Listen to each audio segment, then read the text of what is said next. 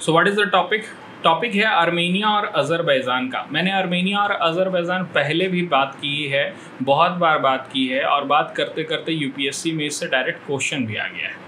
ठीक है, आर्मेनिया और अज़रबैजान का जो लड़ाई है, नागोर्नो काराबाख का जो रीजन है, वहाँ पर फिर से कॉन्फ्लिक्ट हो सकता है कि अराइज होगा, क्योंकि अज़रबैजान ने लैचिन कॉरिडोर जो है, जो एकमात्र रास्ता है जो आर्मेनिया को जोड़ता है नागोर्नो काराबाख से, उस रीजन पर ब्लॉकेट लगा दिया है। और सिचुएशन देखो क्या है कि सब बोतल वोतल लेकर के जा रहे हैं पानी भरने के लिए।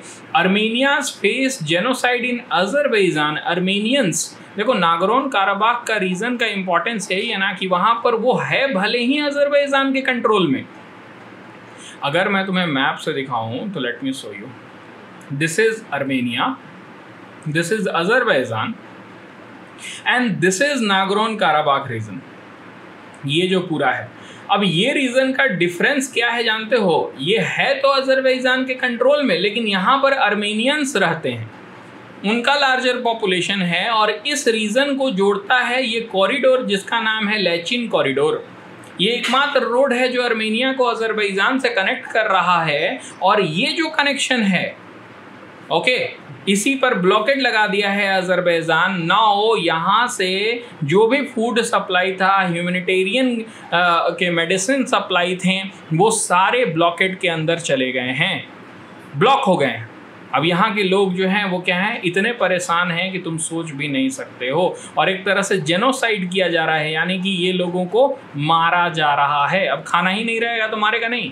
तो एक न्यूज़ मैं पढ़ रहा था कि कुछ दिन पहले ही मेल न्यूट्रिशन से, खाना नहीं मिलने की वजह से वहाँ पर लोग जो हैं वो मर गए, एक आदमी मर गया। इस तरह से कितने आदमी मर रहे होंगे।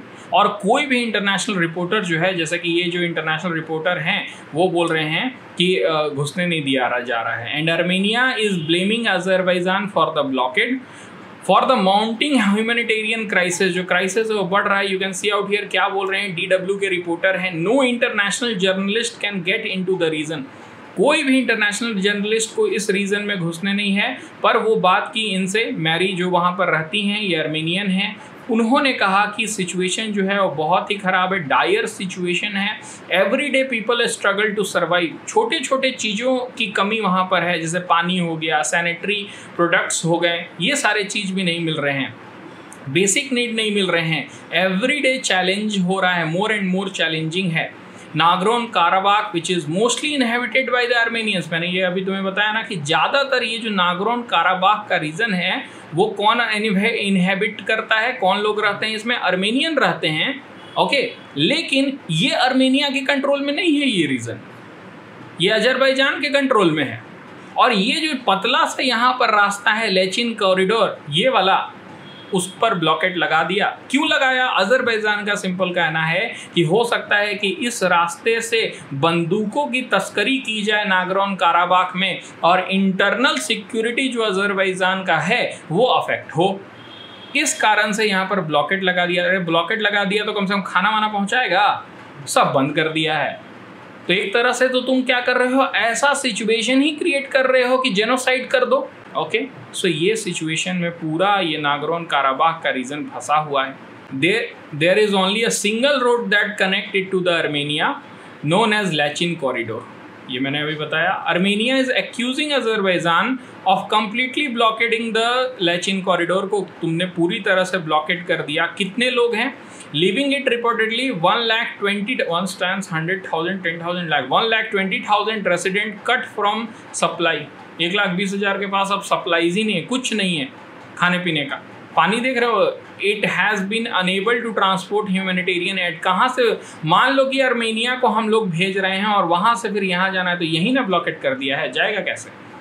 कुछ नहीं वहाँ पर जा पा रहा है। ठीक है, अब ये सिचुएशन क्रिएट कैसे हुआ इसके ऊपर आते हैं। ये सिचुएशन क्रिएट हुआ 2020 के बाद, जब इन दोनों के बीच में जो आर्म्ड कॉन्फ्लिक्ट था वो बहुत ही ज़्यादा बढ़ गया। समझ में आ रहा है? और ये जो लैचिन कॉरिडोर है ना, वहाँ पर अभी जानते हो किसका कंट्रोल है?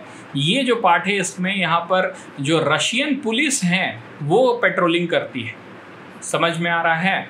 और ये जो आर्म्ड कॉन्फ्लिक्ट है वो स्टार्ट हो गया था 2020 में, ये चला, फिर उन दोनों में एग्रीमेंट हुआ कि नहीं हम लोग क्या करेंगे, आवाजाही बनाए रखेंगे, लेकिन वो भी दिसंबर 2022 के बाद फिर ख़त्म हो गया। और अभी तक क्या हो रहा है, धीरे धीरे करके जो ब्लॉकेड सिस्टम है उसको और ज़्यादा स्ट्रिक्ट कर रहा है अजरबैजान, और कंप्लीट जो इनफ्लो है आर्मेनिया से ह्यूमैनिटेरियन एड का उसको या फिर कुछ भी चीज़ का सप्लाई को उसको ब्लॉकेट कर दिया है। तो यही कहानी था। आगे चल करके क्या हो सकता है कि और ज़्यादा लड़ाई जो है वो बढ़ जाएगा, फिर से आर्मेनिया और अजरबैजान के बीच में लड़ाई जो है वो हम लोग देख सकते हैं।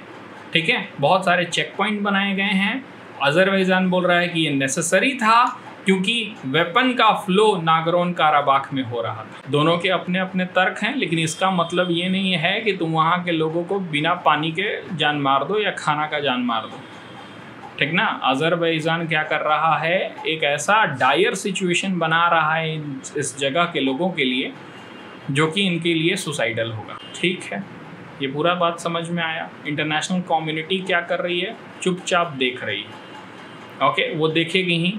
एक और चीज़ समझो, ये जो रीज़न है, देखो अजरबैजान जो है वो मुस्लिम कंट्री है, अब साफ यहाँ पर वही है, ये क्रिश्चियनिटी को अपनाने वाली कंट्री है। तुर्की सपोर्ट करता है अजरबैजान को, ईरान सपोर्ट करेगा अजरबैजान को, आर्मेनिया को सपोर्ट करने वाला वैसा कोई है नहीं। समझ में आ रहा है। उसके साथ साथ एक और, आर्मेनिया को हालांकि भारत ने कुछ कुछ सपोर्ट करते हैं, जैसे कि अजरबैजान के साथ हमारा दुश्मनी नहीं है। अजरबैजान के साथ हमारा नॉर्थ साउथ कॉरिडोर जाता है, मतलब रोड्स कनेक्टिविटी हम लोग बना रहे हैं जिससे अजरबैजान होते हुए रशिया जाएंगे। तो हमारा दुश्मन अजरबैजान नहीं है, लेकिन अजरबैजान क्या करता है, पाकिस्तान और तुर्की के साथ उसका बहुत अच्छा रिलेशन है, और अजरबैजान क्या करता है, पाकिस्तानी मर्सिनरीज को लेता है, ठीक है, फाइट करने के लिए आर्मेनिया से। ठीक ना, तो भारत भी बोला कि ठीक है आर्मेनिया को हम बंदूक देते हैं, फिर देखते हैं फिर कैसे कर रहे हो तुम। इस तरह से एक तरफा वार तो नहीं होने देंगे। ठीक ना, लेकिन अजरबैजान ही जीतता ही है इस रीजन में, थोड़ा सा प्रॉब्लम है यहाँ पर। गॉट इट ना, कोई दिक्कत नहीं है। Numerous international effort to break down, बहुत सारे एफर्ट हुए हैं पर अभी तक कोई भी सक्सेस नहीं मिला है कोई भी एफर्ट को। तो हो सकता है लास्ट में फिर से वही वार, फिर से फुल स्केल वार चालू हो जाएगा। तो ये था नागोर्नो काराबाख का रीज़न। यूपीएससी के लिए इंपॉर्टेंट रखो, नागोर्नो काराबाख हो गया, इथियोपिया हो गया, यमन हो गया, अफगानिस्तान हो गया, इजराइल हो गया, ये सारा जो रीज़न है जहाँ per day to day life लोगों का इतना ख़राब है, ठीक है, कि वार टाइप सिचुएशन है, सीरिया, लिबिया, ये सारे जो भी हैं, कोंगो हो गया, सूडान हो गया, कोंगो में भी लड़ाई चल रहा था। तो ये सारे टॉपिक के ऊपर यूपीएससी प्रीलिम्स में एक ना एक क्वेश्चन आ जाता है। You have to understand that.